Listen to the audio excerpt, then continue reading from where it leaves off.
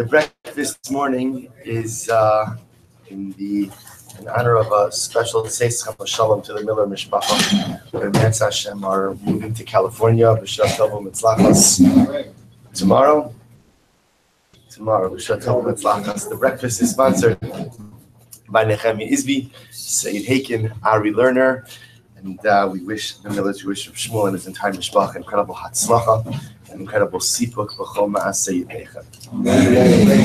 So let's begin. We're going to pick up in Metz Hashem this morning. Today's daf is Kuf Ayin Hey, 175, and we are picking up on 174b, Kuf Ayin Dalet Amud Beis, Amar Rav Huna, 5 lines up from the bottom.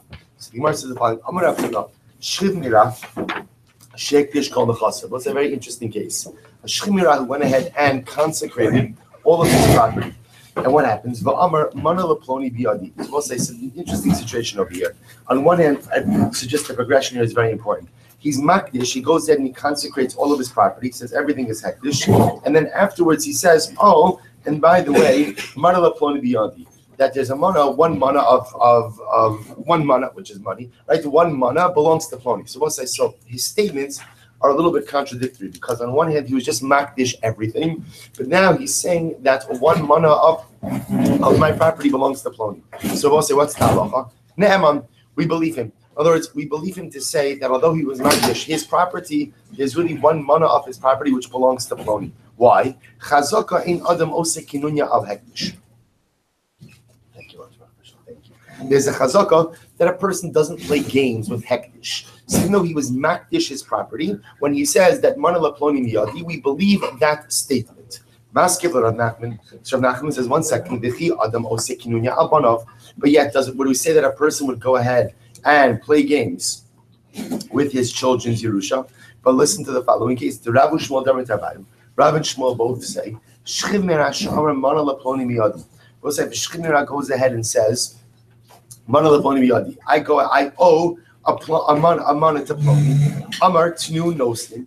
We'll say if he says tnu, if the Shemira says give the money to ploni, then we tell the Yarshim that they have to give the money to ploni. Lo amar tnu, but however if the Shemira does not say tnu, ein nosnin, then there is no obligation for the Yarshim to go ahead and give the money to ploni. So I'll say, so what do you see here? Adam asui alma, Adam asui shlo lahasbiya as mana. So we'll say, what does this mean? Meaning, if let's say the Shechina is on his deathbed, so now what we're saying over here is the following, and he makes a statement, and he says, "Mana leploni biyadi, I owe ploni a mana." So the halacha is, Rabbi Shlomo both say, if the Shechina says tenu, if he orders them to give, then they give. If he doesn't say tenu, then he doesn't have to give. What's the pshat? To which the Gemara says, because again, sometimes we'll say a person will make a statement in order shlo lahasbiya as manav, to make it look like his children do not have as much money. So there is this concept, we've actually seen this before, that halacha l'maisa, sometimes a person doesn't want to give the impression that he's leaving so much money to his children. He wants to be a bit more modest in the assets being left in the estate. So the Gemara assumes that sometimes a person will make a statement that I owe money to ploni. But in fact, what? He doesn't actually owe money to ploni. He doesn't owe money to anyone. Rather, he's just making this statement in order to at least externally diminish the value or the holdings of the estate. How do you know if a person really means to pay off someone, or he's just making this statement to diminish the value of the estate? If he says tenu, if he says give the money, then we take that statement at its face value, that he actually owes the money. If he doesn't say tenu, then we just assume that lamaisa, what is he doing? He's trying to diminish the value of the estate. Top of Kuf Ayin Hey. Hachanami, same thing over here by the hektish case. Adam asir shelo lahasbiya es atzmo. Maybe I will say, maybe what's happening over here is the following: that a person is makdish his estate. A person is makdish his estate in order to somehow diminish the value of that estate. What does a person do? A person goes in and says, "Oh, I owe this money to ploni." So we'll say, so what he's saying is, because when a person is makdish, remember at some point in time, the value of that estate may become known, because it could be that hektish records are public. So in order to diminish the full value of the estate, he makes the statement that I owe money to ploni. So maybe again he doesn't really owe, but rather he's just trying to diminish the value. Take a look at the top Rashban. Hachanami kabe hektish ikal meimar lekach niskavein va'amai kamaravuna ne'eman. You know, why does the Gemara automatically assume when the Shechina says that after he's makdish his property, he goes in and he says, and I owe a mana to ploni, why do we automatically believe him? Why don't we just say that perhaps he's trying to diminish the value of the estate. Or just think, when I say diminish the value, he's trying to make it look like the estate is worth less. To which the Gemara says, no. Ki kam Rav Huna. Rabbi say, when Rav Huna said his ruling, remember, so Rav Huna's ruling was that a shchimira who is makdish all of his property, and then he says mana leploni, that he's neman, which means that we pay off the debt. So when does Rav Huna say that? The nakit shtara. But Rav Huna's case is where there is a shtar that is produced, right? The malva, the lender, produces a shtar, and the shchimira was moda that the shtar is in fact authentic. That's when halacha l'maisa we will say that the estate has to pay off the debt. So at the time when I will say that the case of Rav and Shmuel, remember the case of the Rav and Shmuel is the case of the shchimira who said mana leploni biyadi. So we'll say we're seeing over here that that's the case where there is no shtar. To which the Gemara says the lo nakit shtara amar tinu nos. And if that's the case, when the shchimira says give the mana to ploni, why should they be chayav to do that? After all, that's a case of milva alpeh. We'll say that's a case of a verbal loan. The Rav Shmuel d'amitar vayu milva alpeh. So we're going to see this on the days that Rabbi and Shmuel are both of the opinion. That's what when you have a milva alpeh, when you have a verbal loan, that loan cannot be collected from Yarshim, nor could it be collected from purchasers. Rather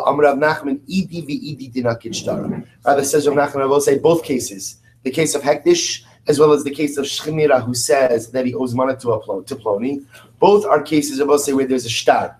So why the difference in Allah? So you have to understand something. In Rav Huna's case of Hektish, so there's no machlotes. In Rav Huna's case of Hektish, so we'll call him Ruvain, was makdish his nechasim. He consecrated his property, and then he said, I owe him money to Ploni. So what did Rav Huna say? We believe him, and we pay off the money to Ploni.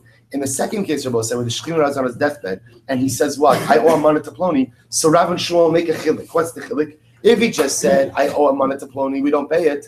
But if he says, Tenu mana leploni, we do say it. So why the distinction between the cases? To which the Gemara says, you're right, both cases are both say where there's a shtar. Meaning in both cases, there is a document that says, Ruvain Shchimira owes the malva money. So why the distinction? V'lo kashya, had mekuyam, had lo mekuyam.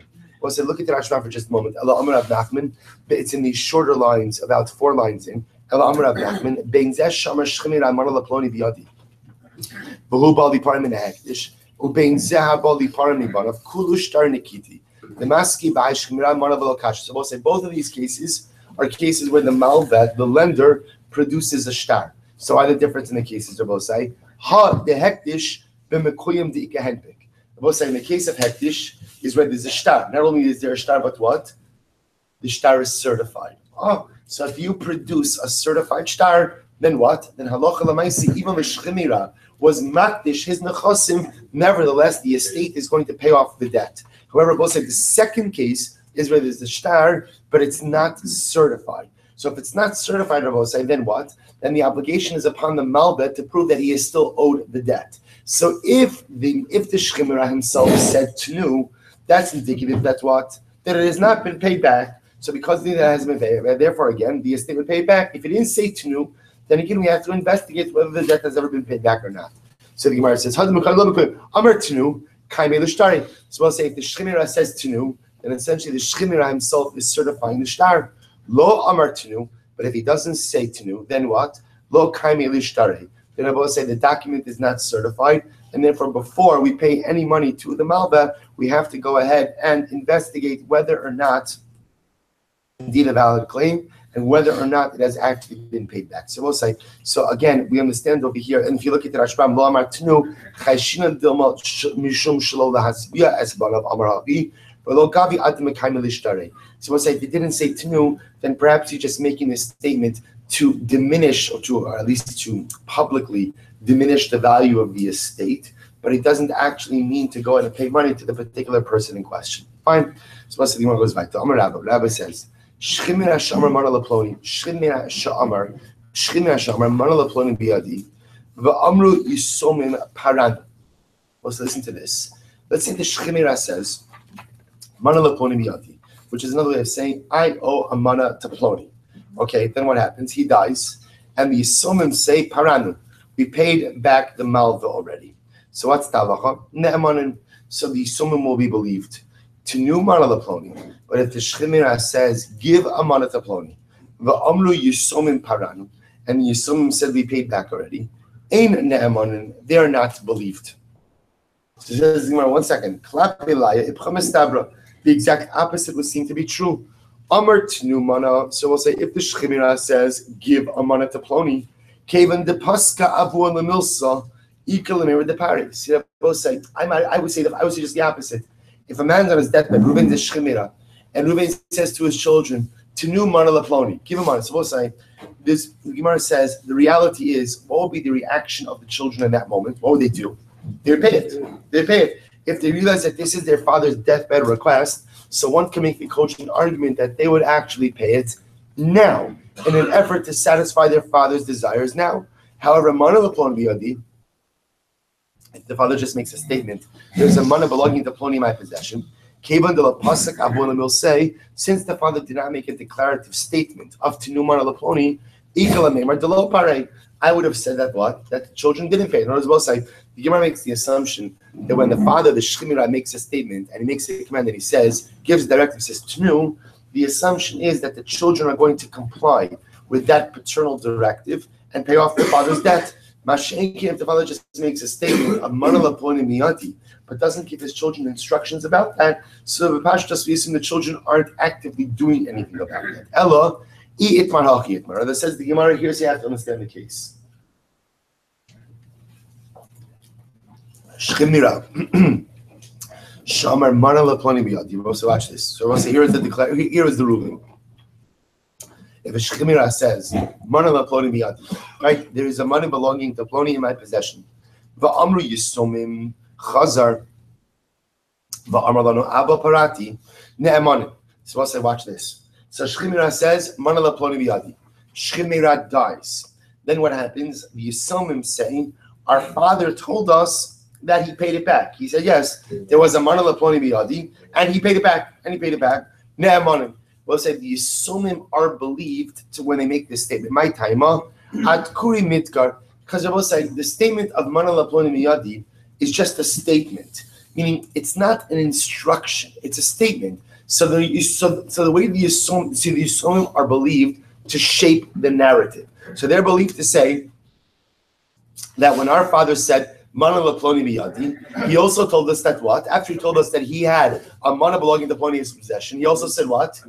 I paid it back. So therefore, again, because he didn't issue to them an order for repayment, ultimately, again, they are believed to shape the narrative.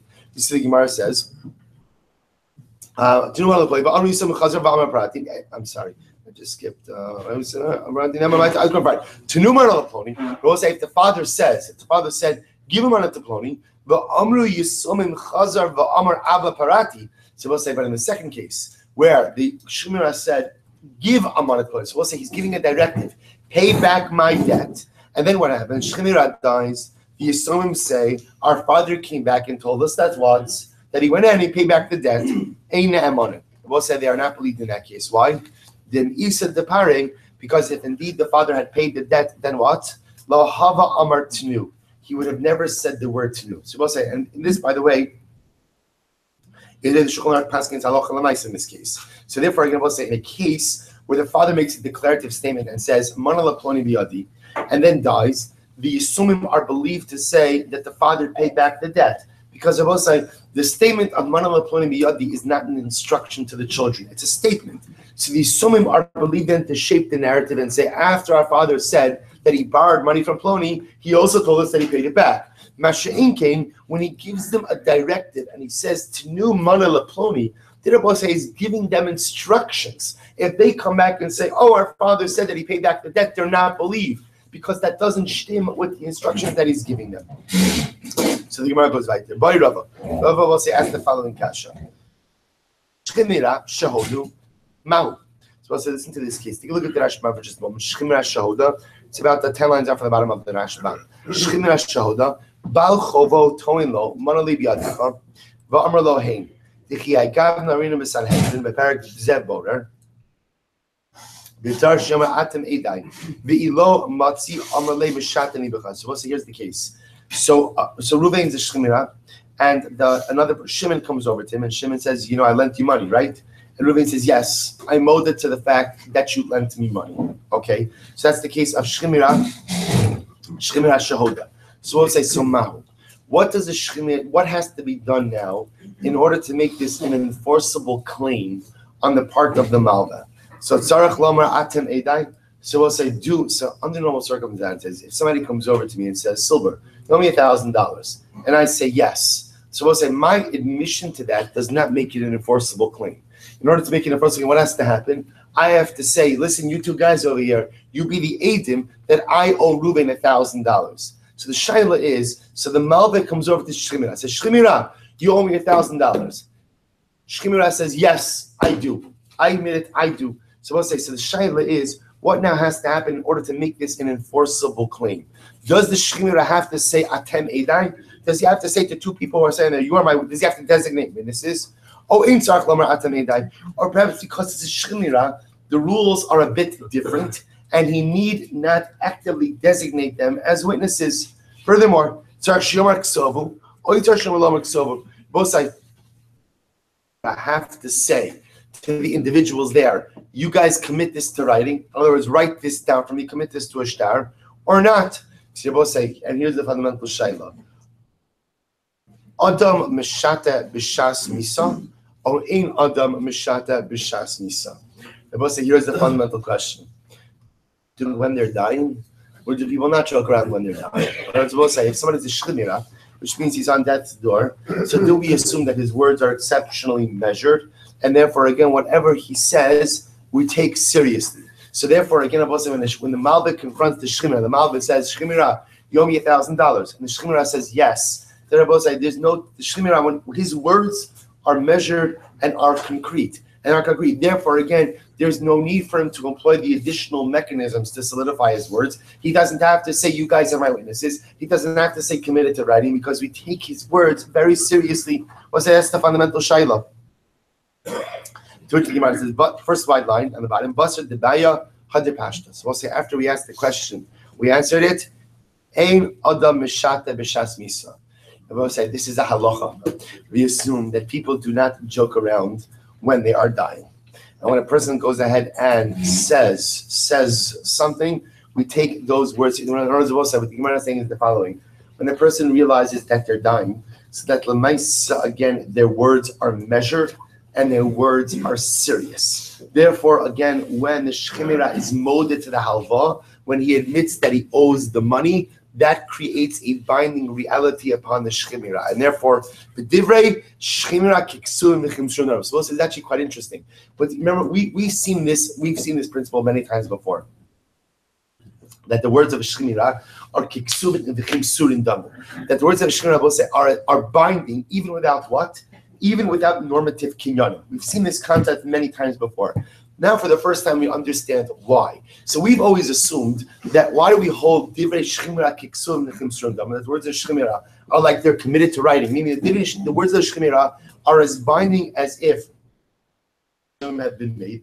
So we always assumed that the reason for that was to give a certain amount of, we'll call it, emotional tranquility to the shchimira. That it should give him inner peace to know that whatever he wants done is done, even without the use of formal kinyanim.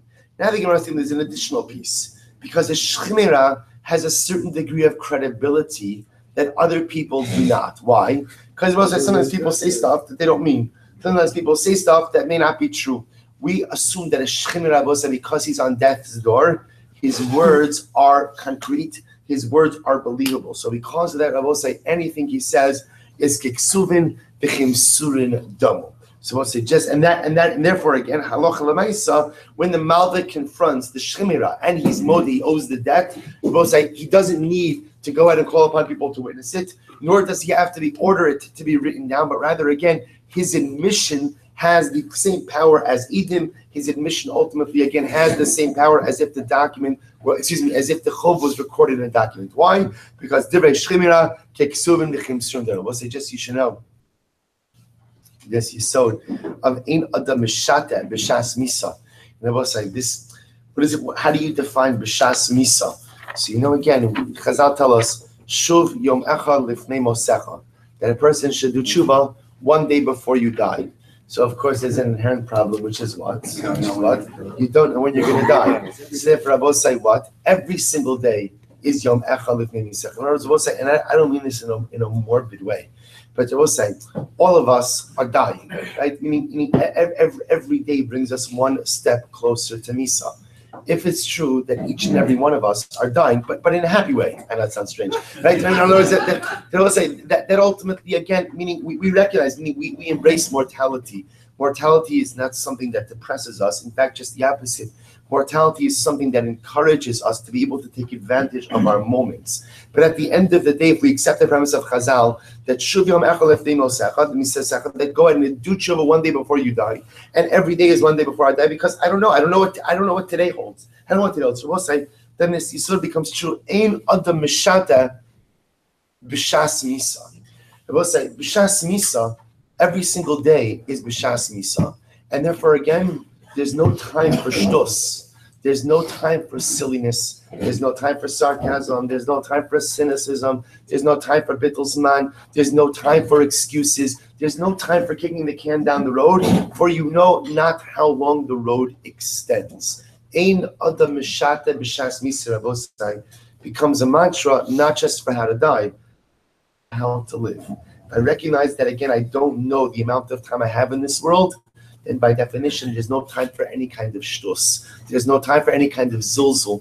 There's no time to waste because there's so much I have to accomplish, and I know not how much time I have in this world. Incredible Yisod, says the Mishnah. Yes? Something out of confusion. He's confused. Oh, so you're saying good. So all of this, by the way, and this is important, that is brought down by the poskim, all of this presupposes that we know that the Shemira is absolutely lucid, that he has clear mind. If there's a concern that the Shemira may not have mental clarity, then these halachos are dramatically different. This all assumes that he's physically compromised, but intellectually absolutely intact. Says the Mishnah. So we go back to the last Mishnah of the Masechta. Last Mishnah of the Masechta. Get ready. So says the Mishnah, So we'll say now a lot of this, by the way, is going to review different concepts that we have learned along the way. So a person goes ahead and lends his friend money with the shtar. So we'll say in this case, so ultimately again, the chov is recorded in a document. So we'll say if you have a shtar,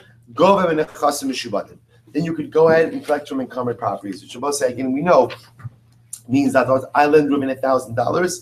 So what that shtar does is place a lien upon his property. So in the event that it comes time to go ahead and collect the debt, Reuben doesn't have any property to his name, but he had assets at the time of the loan that he subsequently sold off. I can go to those purchasers in an effort to go ahead and recollect my debt. I will say the Rashba makes a very important point over here. Look at the Rashba. Hamales chaveiro b'shtar afilu ein kasabo achrayis. It's very important. Remember, every loan comes with achrayis. Every loan comes with a lien against the property. Even if the document does not include that achrayis statement, we assume that there was the omission of achrayis is simply what? Scribal error. Being said, two people can stipulate upon themselves that there is no encumbrance upon land. In other words, if the Malva agrees to not have an encumbrance against the property of the Lova, then of course that works. That works. But assuming that they did not negotiate that, because there is an automatic lien against the property of the borrower when the borrower borrows money from the Malva, even if it's not stated in the shtar. Next, I will say again, however, if the loan was not recorded in a document, but rather again, it was simply witnessed. I will say what witnessed means is that what? It's a verbal transaction. I say in front of witnesses see or not. I mean, I give Reuben $1,000. I give it to them in front of witnesses, but it's never recorded in front of a shtar. So we'll say that's the case. If there's no document, I cannot collect from encumbered properties, from the Chasim Mishubadim. I can only collect from the Chasim Nechor. I can only collect from that which Reuben, the borrower, owns, at the time that the debt is due. On the base. Well,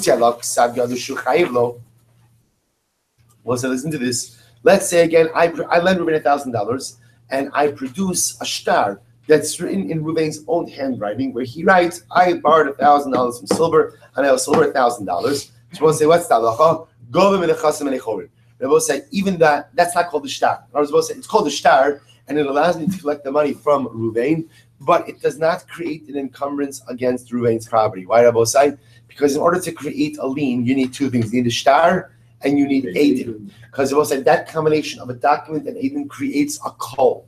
That call, that voice creates a knowledge that anyone who purchases properties from Ruvain knows that there's an outstanding encumbrance against that land. But if there's only a shtar but no Eidim, or only Eidim without a shtar, the call is not created, and therefore the encumbrance is not created as well. So listen to this. What's this really fascinating Mishnah? So here I'll say I have an interesting case. I lent Ruben $1,000, you drop a document, a regular document, and everything.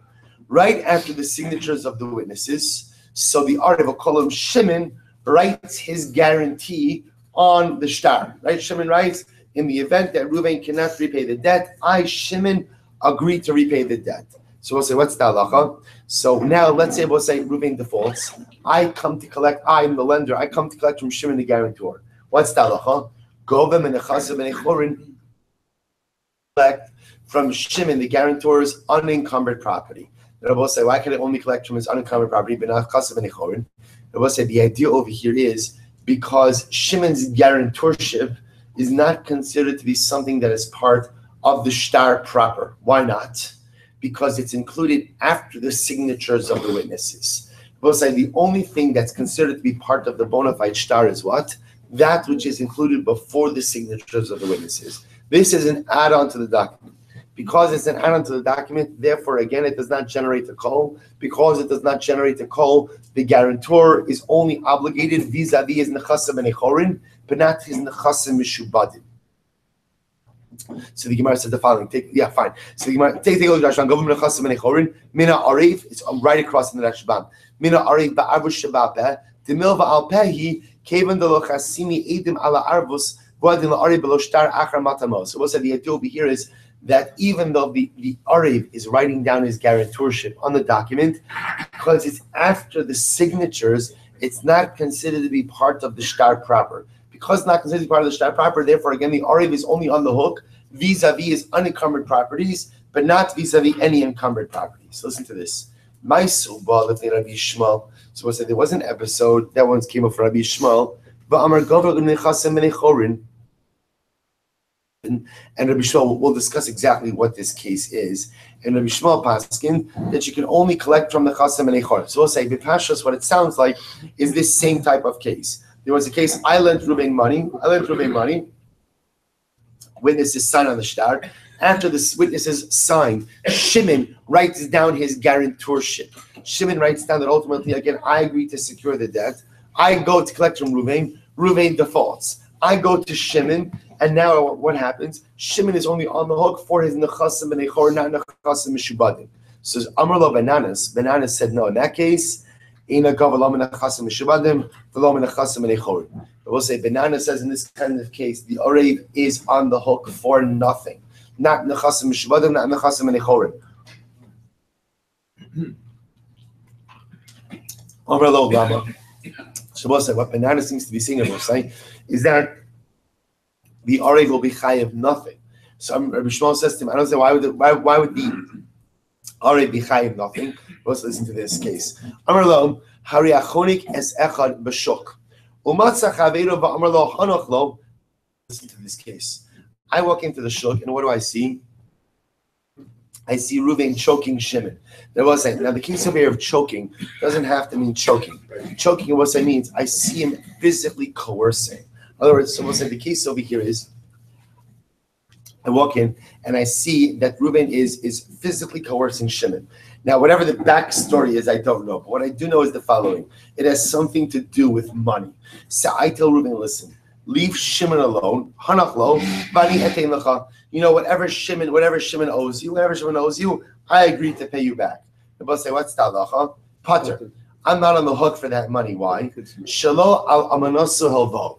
I will say because, again, the case over here is obviously what happened. Ruvain lent Shimon money. Shimon is not repaying. Ruvain has Shimon in a chokehold. I come along and I say, Ruvain, let him go. I'll go ahead and I'll pay you back. So we'll say, I'm not on the hook for anything. Why? Because the only time a guarantor is on the hook is when Rabbi say, when it's clear that the lender lent the money based on the assurance of the guarantor. Rabbi says it's an incredible yesod in arvus, in guarantorship. A guarantor is only obligated when the loan was made because he secured it. But if the guarantor comes on the scene later on, after the loan was already made, which means that the Malva was willing to lend the loan money even without what? Even without the guarantee or the assurances of the guarantor, in that case, the guarantor is not bound by anything. Says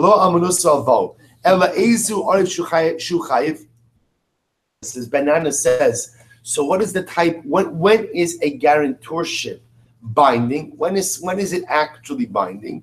To which the Gemara says, Hilvo vani no sein lacha. Rabbi say, I go ahead and I say to Ruvain, lend Shimon money and I secure the debt. So Rabbi say, in that case, that's when Banana says a guarantorship is binding. Why? Because it's clear that what? That the reason why Ruvain is lending the money is because I'm guaranteeing it. Shekain al amanos sahova. Rabbi said, this is an incredibly dramatic interpretation. Banana is saying is that any time, the only time a guarantor is going to be chayiv to secure the debt, Rabbi says, is when it's clear that the loan was made based on his assurance. I say to Ruvain, lend Shimon the money, and I will guarantee it. And Ruvain says, okay, I, the guarantor, am on the hook because it's only because of my guarantorship that Lamaisa, the loan was made. So, Shekain al amunoso helvo. This is the operative phrase. Shekain al amunoso helvo. Because the malva, because the lender has faith in me, that's ultimately why he lent the money, which I also tells you something amazing. Therefore, any case where the guarantor comes in after the fact, where the guarantor comes in after the loan was already made, even though he says, I'll guarantee the loan, he's not on the hook. Why, Rabbi Hussein? Because since he was not a party to the original transaction, therefore, again, the loan was made even without his initial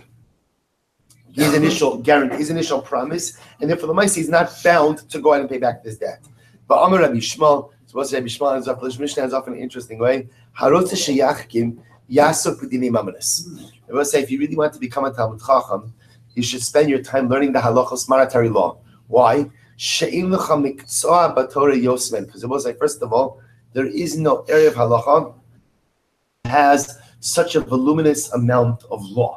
Meaning the greatest number of halachas focus on monetary, which also makes sense because so much of life is money, so much of life is business, so much of life ultimately again is parnasa. So therefore, Rabbi Shmuel says, if you really want to polish your halachics, when it comes down to chacham, devote yourself to learning dinei mamanis, and they are behein kamayon hanovea. They are like a flowing spring. In other words, that's another way of saying they're constantly changing, ever evolving, and there's always more to learn.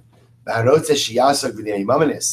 will say, if you really want to learn proper halachas, you want to learn dinei mamanis, yishamesh as Shimon ben Nanas. And ultimately, again, you should learn from Rabbi Shimon ben Nanas. So we'll say the idea over here, Rabbi Shmuel says two beautiful things. Number one, you want to become a Talmud Chacham, engage in monetary law because again, it's the most voluminous amount of halachas. And if you want to really learn how to paskin these halachas, you want to learn ultimately again how to decide these halachas, you should mishamesh Shimon ben Nanas. We'll say you understand the lashon of shimush, by the way, is of course much more than just learning from. We have in general this concept of Chazal that if a person wants to really learn from their Rebbe, not enough just to hear their spoken words. Shimush Talmidei Chacham is such an important yisod because sometimes we learn so much more from the behaviors and from observing our Rebbeim than just from hearing the learning their Torah is one piece. But Rabbi Shmuel is saying over here, don't just learn Shimon ben Nanas' Torah,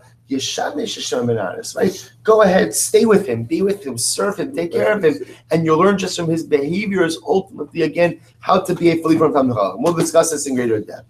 So Bosai says the Gemara, Amar Ula. So Bosai, what comes out, we have a number of very, very important things that come out from this Mishnah. Number one, encumbrance against real property is only established through a shtar.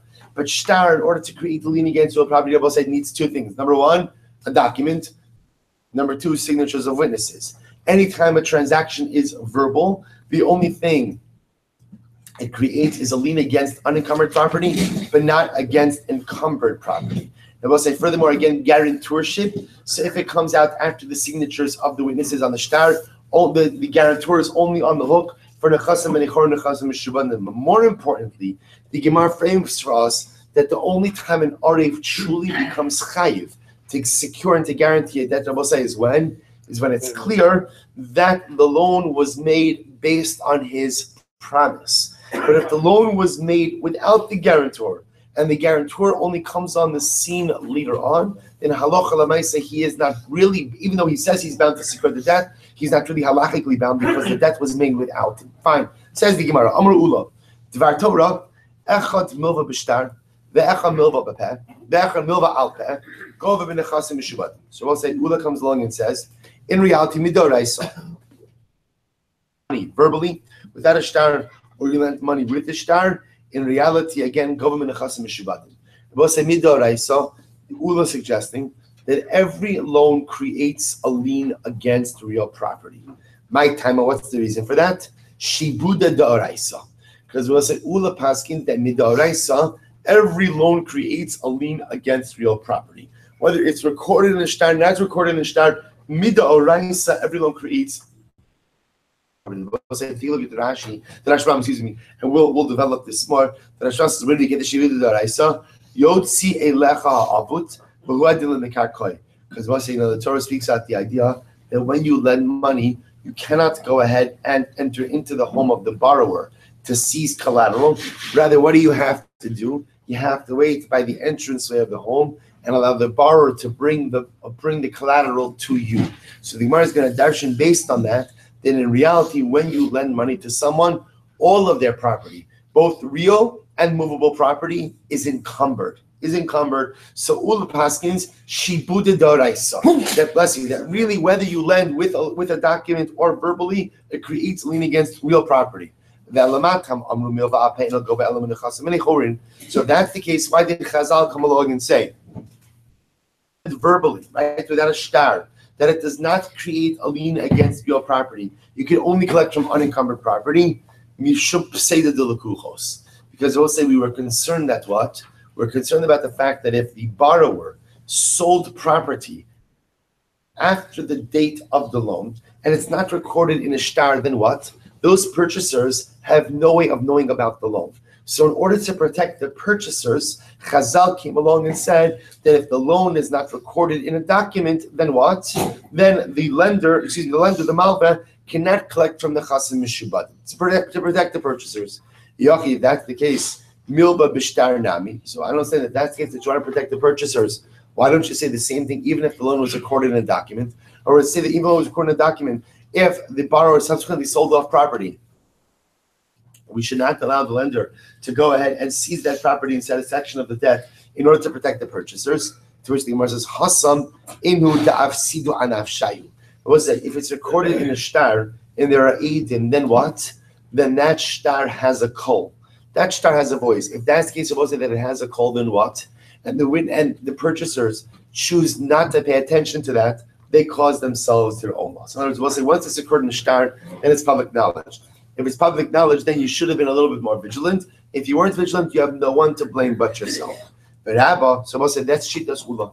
Rabbi Amar Dvar Torah, echad milva b'shtar, ve'echad milva al peh, eina gova ela min nechasim b'nei chorin. But on the other hand, Rabbi says that midoraisa, whether you lent in a shtar, whether you lent al peh, you do not have the right to. You could only collect from unencumbered property.